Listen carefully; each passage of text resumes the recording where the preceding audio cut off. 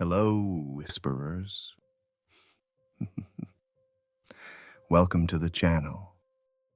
If you enjoy tonight's tale, don't forget to like, subscribe, and share. It helps more than you know. Now, dim the lights, and let's begin tonight's story. Found in a composition notebook, pages water damaged, some sections illegible. Submitted to authorities, March 15th, 2024. I had an achievable goal in mind. Simple, really. Prove that death wasn't the end, just a temporary malfunction. I know how that sounds now, but at the time, it made perfect sense. I wasn't playing God. I was just debugging biology, like rebooting a computer that had frozen. The process could be reversed. I was certain. It started as a science fair project, neuromuscular stimulation in deceased tissue. Everyone else was building potato batteries. I wanted to make history. I wanted Mr. Valdez to finally look at me like I mattered. I should have stopped at the frog.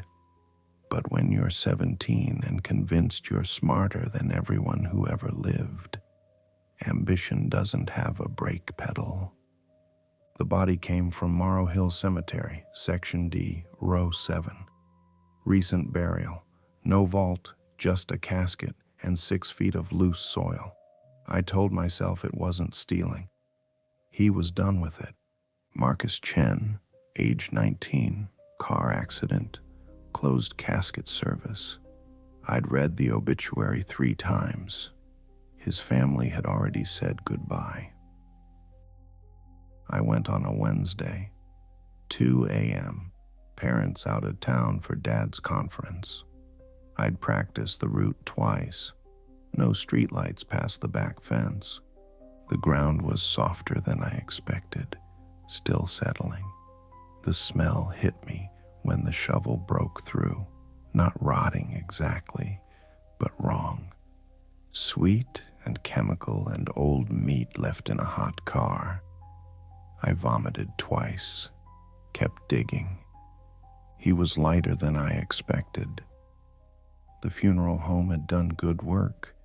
He almost looked asleep, if you ignored the way his head rolled too loosely. I wrapped him in the tarp, dragged him to the trunk, reburied the casket empty, raked the dirt smooth. It took 4 hours to get him down to the basement, another 2 to realize he wasn't complete enough. The damage from the accident had been extensive. I needed parts. I went back Friday night, Sunday morning, a 3rd time Tuesday, an old grave this time, something that wouldn't be noticed. The dead don't file missing persons reports. I worked under a camping lantern spreading plastic sheeting wall to wall. The stitching was crude at first, but I got better. I used fishing line, the heavy test kind. Surgical tutorials on YouTube helped with the technique. I told myself it was no different than the fetal pig dissection in Bio 2. Just larger. The basement had no windows. I soundproofed the door with old blankets and a rubber seal. Told myself it was to contain the smell, but really, I just couldn't risk anyone hearing if something went wrong, if it made noise. The assembly took 11 days. I worked in 3-hour shifts, sleeping when I could no longer see straight. By the end, it looked almost right, almost human. The proportions were good. The face was, I'd done my best. Some things you can't fix with sutures. I rigged the power supply from 2 car batteries and a voltage converter. ran the cables to contact points, temples, spine, chest, the major nerve clusters. I tested it on raw chicken first, watching the muscle fibers dance, then on a severed hand. The fingers curled into a fist so tight I heard knuckles crack. I started the final attempt at 11:47 p.m. on a Saturday. I'd waited until I was sure the neighbors were asleep. The thing lay strapped to my father's old workbench, bare skin waxy under the lantern light. The stitches made dark railroad tracks across the torso. I'd positioned the arms carefully, palms up like it was waiting for something. I made sure the restraints were tight, checked them 3 times. The first pulse hit at 400 volts. Every muscle seized at once, back arching, fingers splayed, jaw locked in a silent scream. I counted to 5 and hit it again. This time, the lungs inflated with a wet, rattling gasp.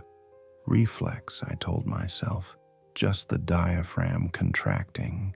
Third pulse. The chest rose and fell on its own. Shallow, arrhythmic, but breathing. I killed the current and stepped back, hands shaking so badly I nearly dropped the switch. It lay still for 8 seconds. I counted, and then the head turned. Not flopping, not a spasm. It turned slowly toward the sound of my breathing.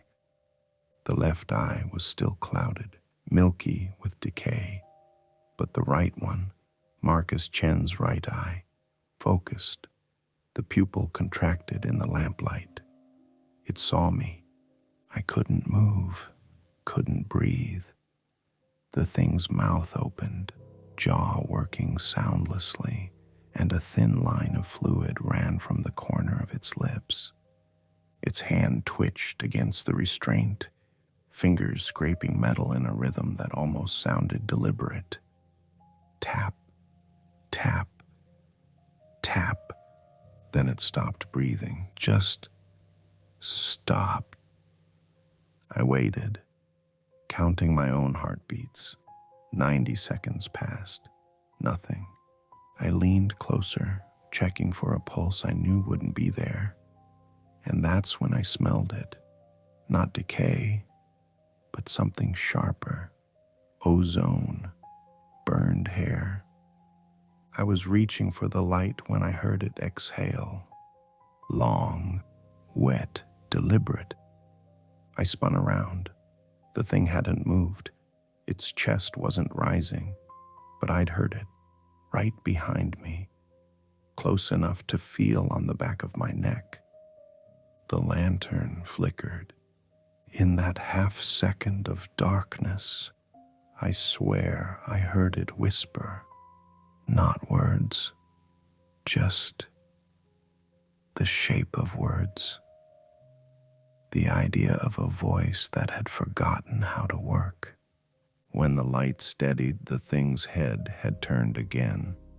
Both eyes were open now, the clouded one and the clear one, and they were both looking at the same spot. The door behind me. The door I'd forgotten to lock. I stood there, frozen, listening to the house settle around me. Upstairs, the floorboards creaked. My parents weren't due back until tomorrow. The thing on the table took another breath.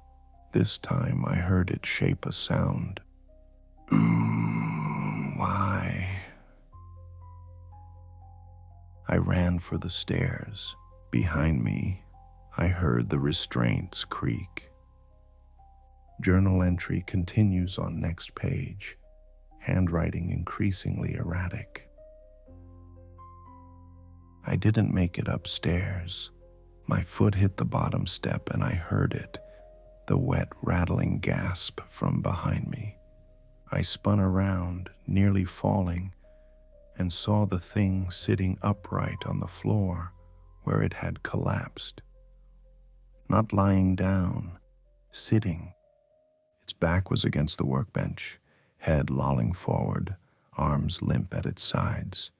But the chest was moving, rising and falling in a rhythm that was almost normal, almost human.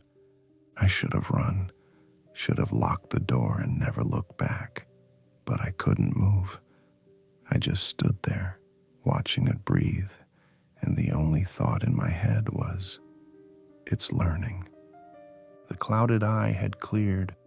Both pupils tracked left, then right, like it was testing them.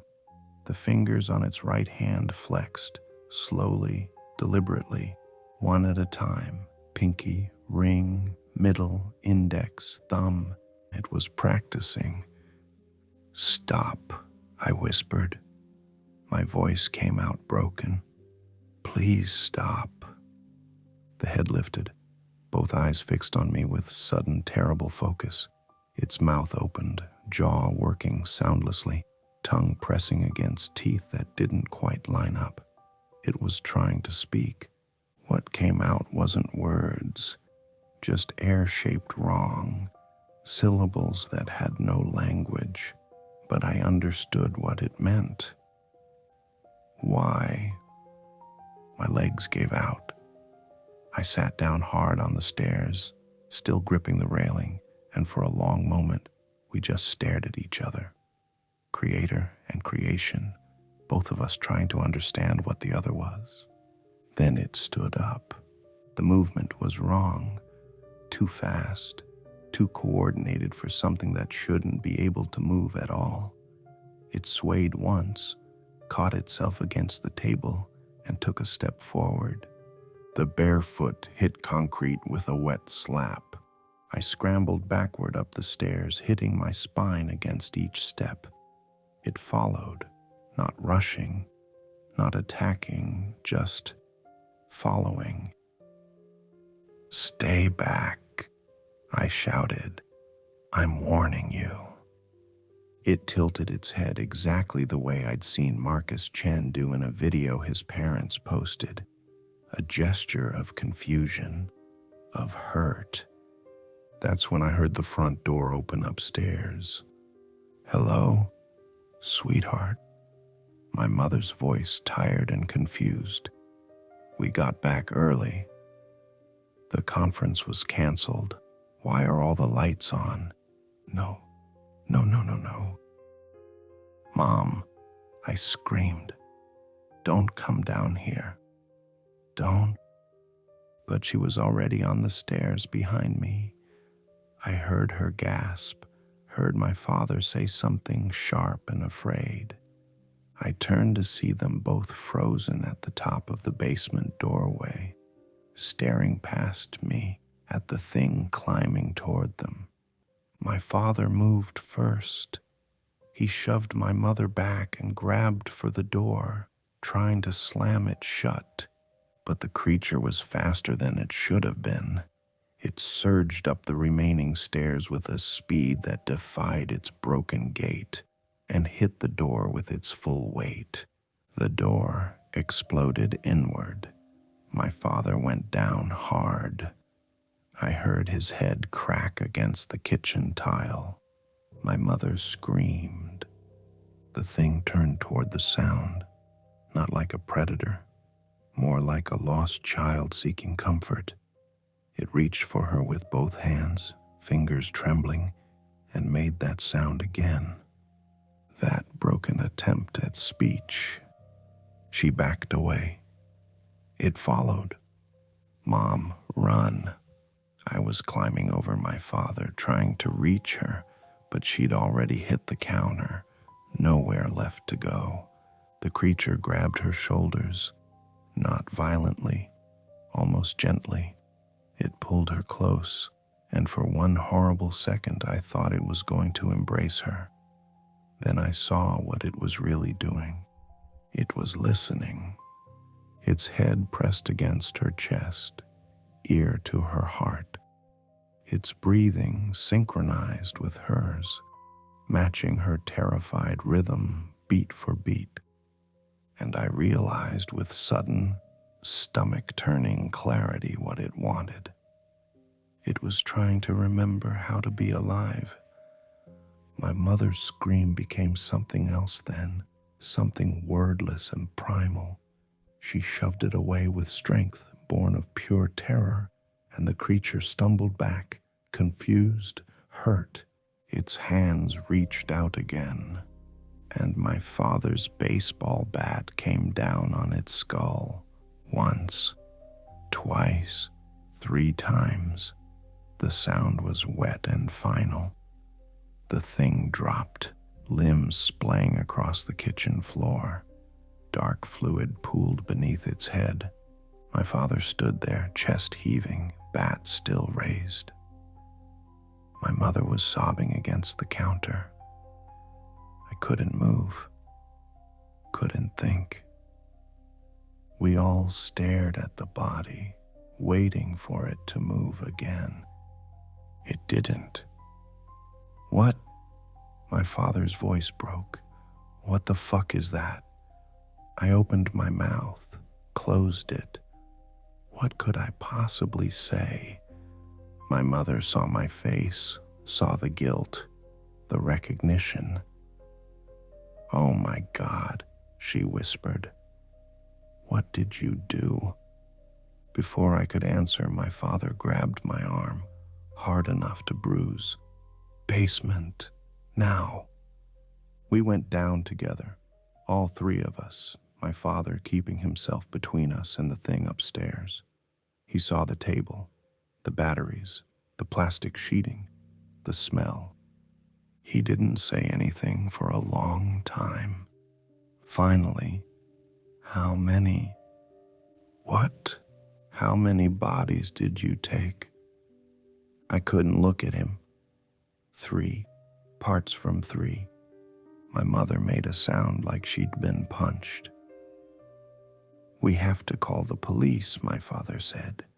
His voice was eerily calm. "We have to tell them."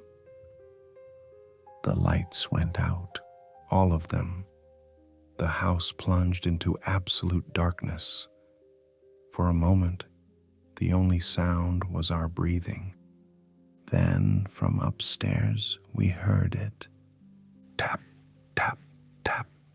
Footsteps.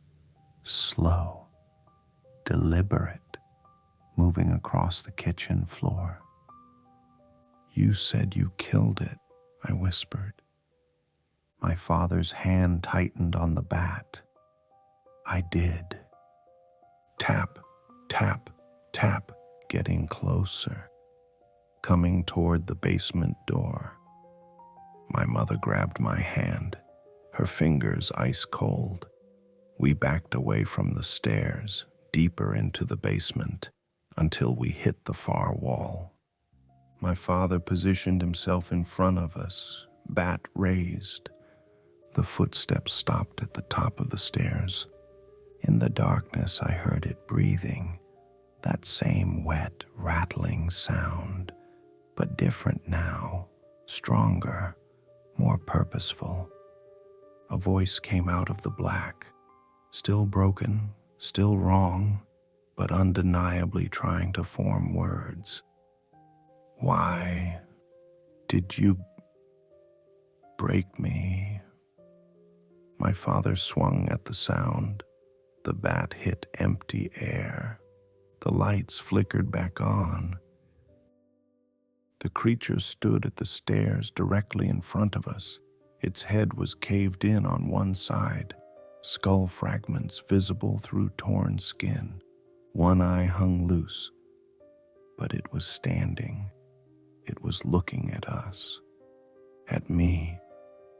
"I'm sorry," I sobbed. "I'm so sorry, I didn't mean." It moved faster than anything dead should move. My father got one swing in before it grabbed the bat and tore it from his hands. It didn't hit him. It just pushed him aside, gently, the way you'd move a piece of furniture. It walked past my mother without even looking at her. It stopped in front of me. We were eye to eye. close enough that I could smell the formaldehyde I'd used to preserve the tissue, close enough to see the stitches I'd made stretching as its jaw worked. It raised one hand, not to hurt me, but to touch. Fingers traced the side of my face, trembling with something that might have been wonder or might have been rage. "You made me," it said. Each word costed everything. "Why?" "I wanted to prove death wasn't the end," I whispered. "I wanted to bring someone back." Its head tilted. The loose eye swung sickeningly. Back to what? I had no answer. It leaned closer until its lips were next to my ear and whispered, "I remember dying." Then it turned and walked up the stairs. We listened to it cross the kitchen, heard the back door open and close. None of us moved for a very long time. Next page is blank except for a single line written hours later. It came back. Final pages. Bloodstains obscure some words. Writing becomes nearly illegible toward the end. My parents wanted to call the police. I begged them not to. What are we supposed to say? My mother's voice was hollow. She hadn't stopped shaking. Our son robbed graves and made a thing, and it killed people. It didn't kill anyone, I said. Dad heard it. It just defended itself. It shouldn't exist, my father snapped. He'd been pacing for hours, bat still in his hand. That thing is an abomination when it comes back. If it comes back, I started. When it comes back, I'm putting it down for good. And then we're burning everything. The table, the notes, all of it. This never happened. But we all knew that was a lie. You don't forget something like that. You don't pretend you didn't see your son create life from corpses. We didn't sleep. We sat in the living room with every light on, waiting. My father kept the bat across his lap.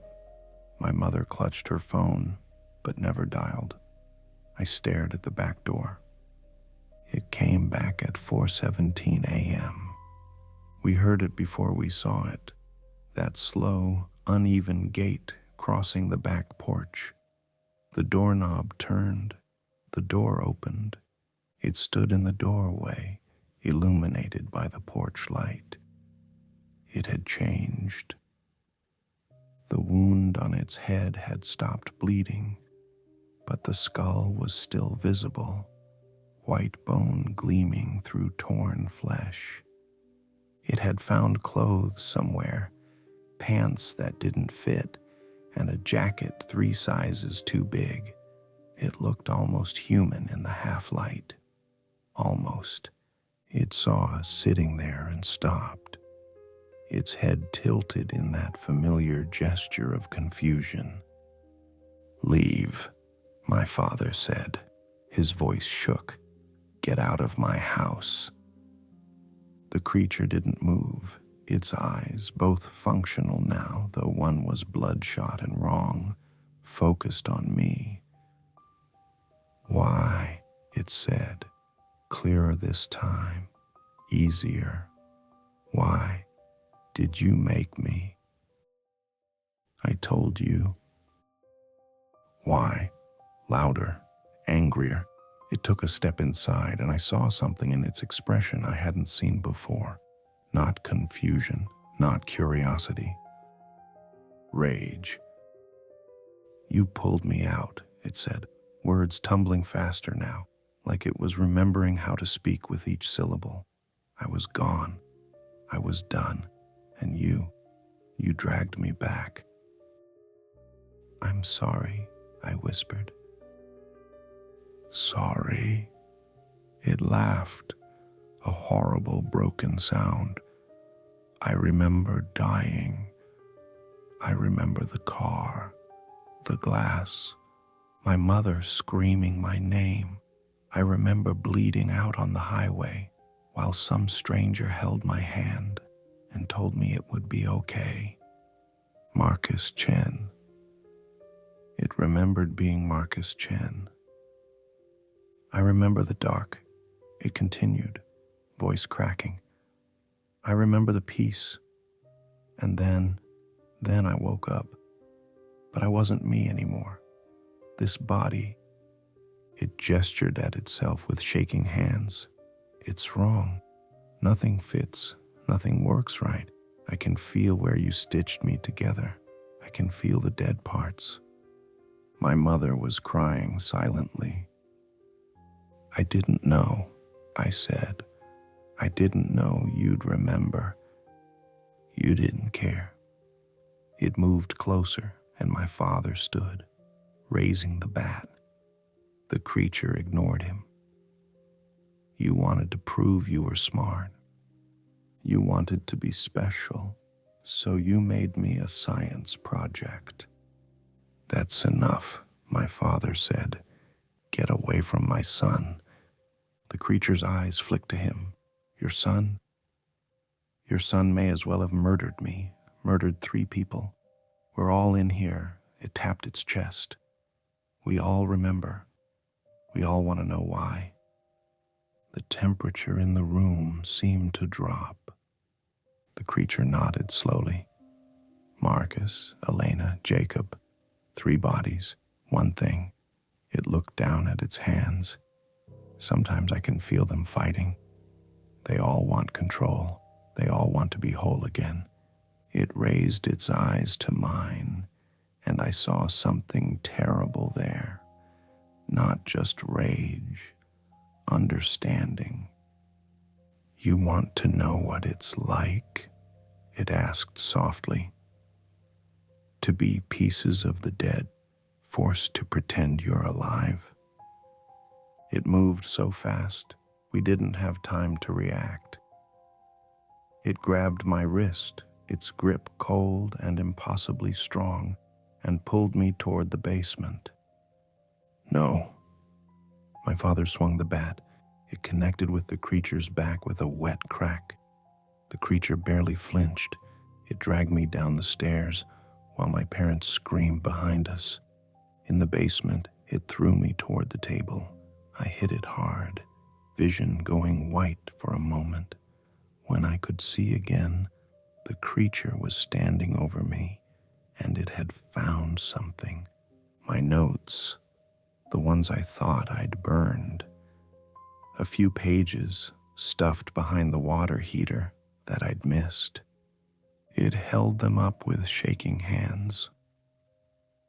Instructions, it said, for making me. Please, I begged. Please, I'll do anything. Anything? It knelt down, face inches from mine. Can you unmake me? Can you give us back the piece you stole? I couldn't answer. I didn't think so. It stood shoving the papers into its jacket. So I'll do it myself. My parents came crashing down the stairs. My father still had the bat. My mother had called someone. I could hear her telling them our address, screaming about an intruder. The creature looked at them, then at me. For a moment, something like sadness crossed its face. They'll find me eventually, it said quietly. Your police. They'll want to know what I am. They'll cut me open, study me, try to understand. It walked to the table and picked up one of the battery cables, letting the copper end dangle. But before they do, It looked at me one last time. I want you to understand what you did. Really understand. It pressed the cable against its chest. No. I lunged forward, but my father held me back. The creature smiled, a grotesque, stitched expression that didn't reach its eyes.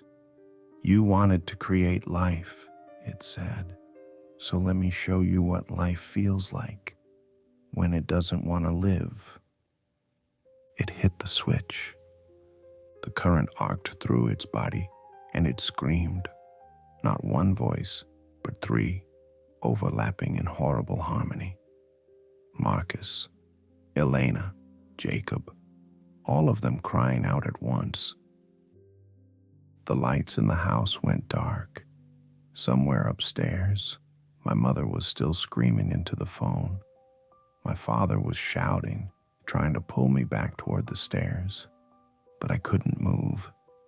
I could only watch as the creature convulsed, skin smoking, eyes rolling back. The current should have killed it instantly. Instead, it just kept screaming, kept twitching, kept living. Because that's what I'd made it do. I'd made something that couldn't die properly. After 30 seconds, the batteries gave out. The creature collapsed to the floor, smoke rising from its chest. But it was still breathing, still moving. It looked at me with broken eyes and whispered, "See?" Then it stood up, slowly, painfully, and walked toward the stairs. My father tried to stop it. It brushed him aside like he weighed nothing. It climbed the stairs, leaving smoking footprints on each step. We heard it cross the kitchen, heard the door open. By the time we made it upstairs, it was gone. The police arrived 6 minutes later. They searched the neighborhood, found nothing. Final entry, written in margins and on the back of previous page. That was 3 days ago. My parents told the police someone broke in, didn't mention what it was. How could they? I haven't been back to school, haven't left my room except to use the bathroom. I keep thinking about what it said, about remembering, about feeling the dead parts. Last night I heard something outside my window. When I looked, I saw it standing in the yard, staring up at me. It was holding something. My notes, the ones it took. As I watched, it started walking toward the cemetery. I know what it's going to do. It's going to try to make another one. Because misery loves company. Because the dead shouldn't have to be alone. Because I taught it how. I can hear scratching at my door now. My parents are asleep. The police stopped patrolling hours ago. It's not outside anymore. I thought I was playing God. I thought I could control death. But I was wrong. I didn't create life. I created something that will never forgive me for making it exist. And now it's coming to. Journal ends here mid-sentence. Page is torn. Blood spatter consistent with arterial spray found on ceiling and walls. No bodies recovered from the scene. Basement laboratory dismantled. Evidence of at least 4 different individuals' DNA found on workbench. Marcus Chen's grave was found disturbed again on March 12th, 2024, along with 2 others nearby. All 3 were empty. 6 similar cases have been reported in neighboring counties over the past 3 months. Each involves missing bodies, abandoned basements with electrical equipment, and at least one missing teenager. The journals are being kept as evidence. The case remains open. If you see someone who moves wrong, who looks stitched together in the dark, who asks you why, don't answer. Just run.